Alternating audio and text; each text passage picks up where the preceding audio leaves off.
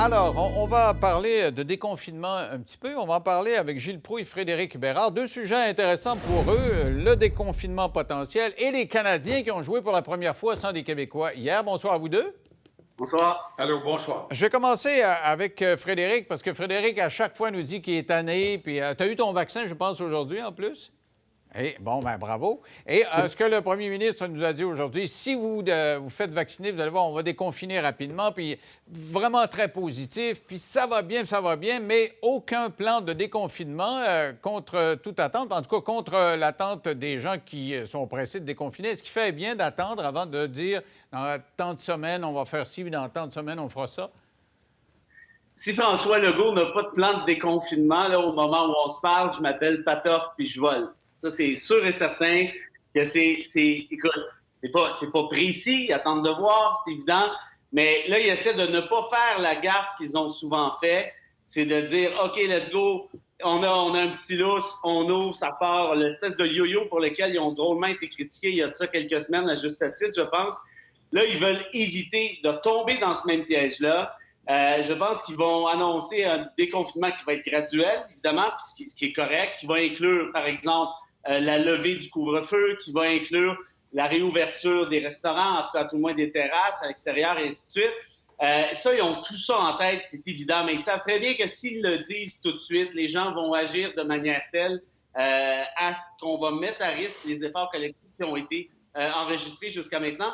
Et l'autre chose, si je peux finir, là, je vais avoir l'air d'être de Monsieur Bonheur, Monsieur Ben oui, t'es fait vacciner aujourd'hui, on va le comprendre. Hein, continue. Oui, ben, peut-être, mais il y a une affaire par contre, c'est que là, je pense qu'on voit les effets des vaccins jusqu'à maintenant. On sait que ça prenait quand même 2 à 3 semaines avant que ça fasse effet comme tel. On est passé maintenant sous les 700, on est donc à 600 quelques cas par jour, 2 jours de suite.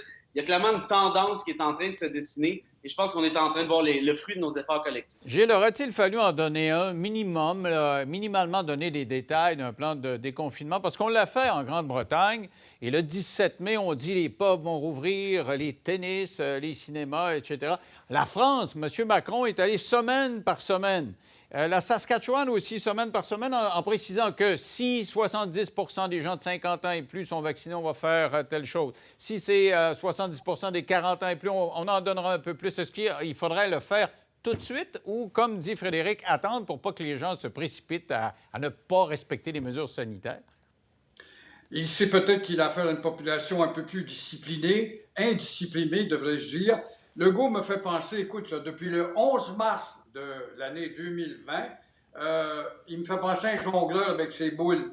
Il y a 3-4 boules, puis il réussit à les maintenir en l'air, puis telle boule démontre que dans telle zone, on va passer au jaune, puis telle autre, on doit rester au rouge, puis là, on va fermer à 8 heures, puis là, on va aller jusqu'à 9h30. On est complètement dingue tellement on a reçu des messages contradictoires. Il compte beaucoup sur la jeunesse. Espérons qu'elle va répondre parce que massivement, il faut qu'elle y aille si vraiment on veut régler tout ça pour la Saint-Jean-Baptiste. Ce que je ne crois pas encore totalement parce que c'est qu'il va nous arriver une pleure de banane. Et je comprends pourquoi est-ce qu'il ne va pas plus loin que ça parce que, souvenons-nous, le 11 mars de l'année dernière, déjà un an et quelques, un an et quart, on avait collé des collants partout dans les pare-brises, les vitrines de magasins, ça va bien aller, souriez, ça va bien aller. Tout le monde parlait de oh, ça va bien aller, ça va bien aller. Ça devait être un 15 jours d'effort pour que ça aille bien et on attend toujours. Alors, Mais Gilles, encore. à moins d'être vraiment pessimiste, là, à moins d'être vraiment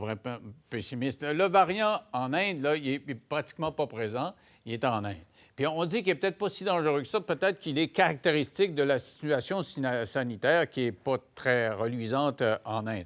Et l'autre problème, ce serait éventuellement, et ça serait la crainte qu'on pourrait avoir, que Pfizer, à son usine où il produit les vaccins, ils nous ont fait le coup il y a 2 mois, ils disent « Ah, bien, on n'est plus capable de vous donner les doses qu'on s'est engagé à vous donner. » Mais si on n'a pas ça, je ne vois pas comment ça pourrait exploser. Là. Frédéric, rapidement là-dessus. Ben non, moi, je pense que tu as raison. On est au football, là, je sais que vous suivez ça les deux. On est à la ligne de 5, là, mettons. Là. Peut-être même à la ligne de 4, de 3. On est rendu. Les vaccins font effet. On l'a vu, tous les pays dans le monde qui ont eu des efforts de vaccination de masse importants, tu parlais du Royaume-Uni tout à l'heure, sont rendus. Ils ont réussi, en fait, ils ont vaincu essentiellement la pandémie. Évidemment, c'est pas à 100%. Il y a des restants, il faut s'ajuster. On en a encore pour quelques mois à porter des masques ici et là et ainsi de suite. Mais nous, en ce qui nous concerne, on a dépassé la barrière des 40%. La vaccination, on est à 42, si je ne me trompe pas, aujourd'hui. Ah non, attends.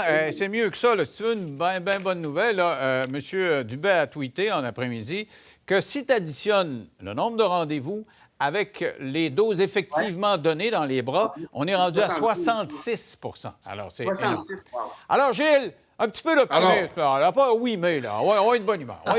Alors, je veux bien. Okay. Je veux bien, mais je me méfie. Je n'ai qu'un début. Continuons le combat. Alors, je reconnais, Gilles, là, ça prend toujours un certain doute, là. Un instant, là, c'est un slogan syndicaliste. Ça, c'est vrai. Dans la bouche de Gilles, ça fait plutôt gauche. Ça va d'allure. Ça va plus mal qu'on pense.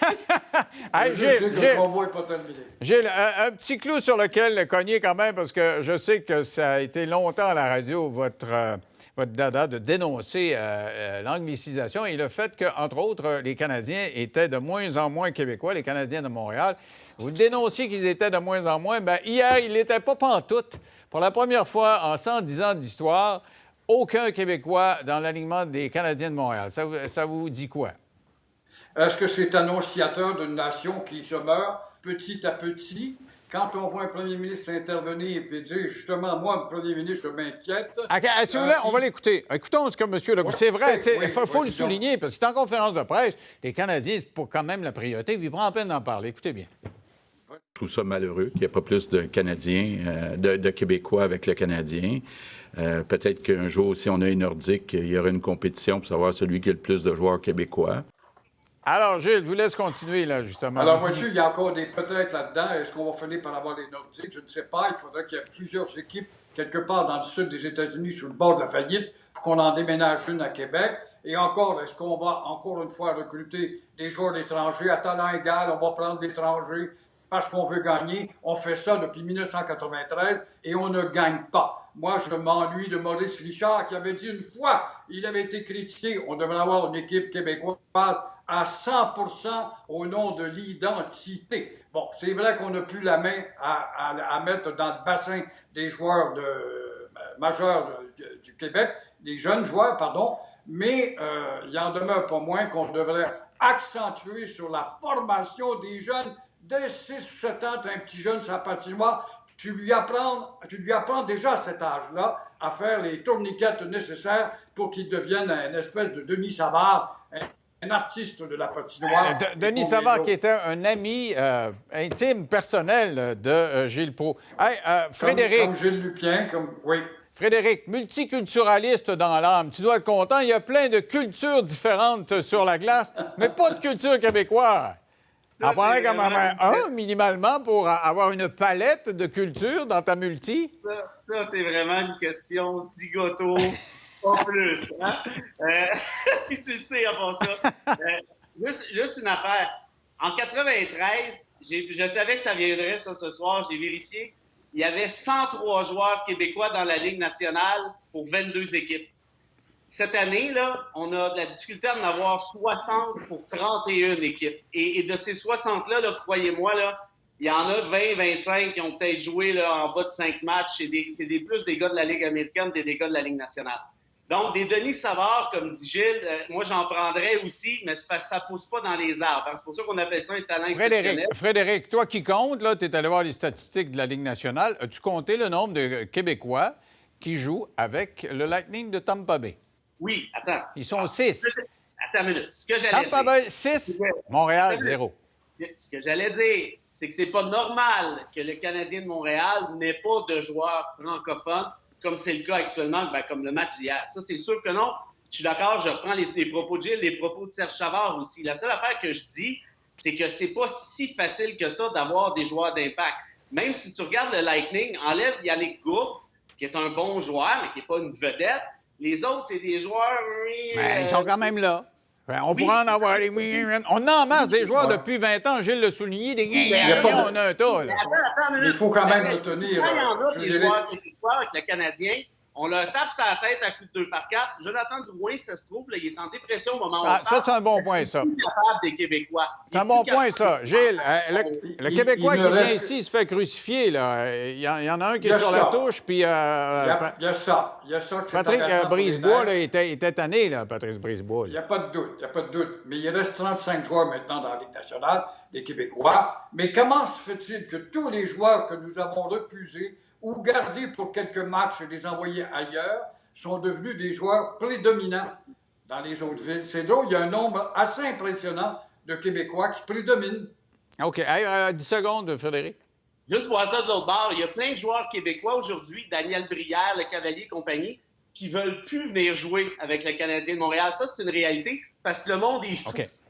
Et là-dessus, tu as raison, parce qu'on déplore le repêchage.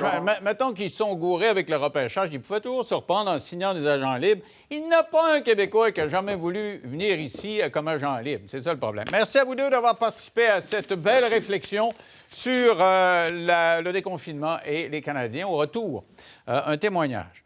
Le témoignage d'une femme qui était enseignante, femme de caractère, qui exude la confiance en elle et qui dit, malgré ça, j'ai glissé et j'ai été victime de violences conjugales et ça a pris tout mon petit change pour dénoncer. Ça n'a pas été facile dans 3 minutes après la pause.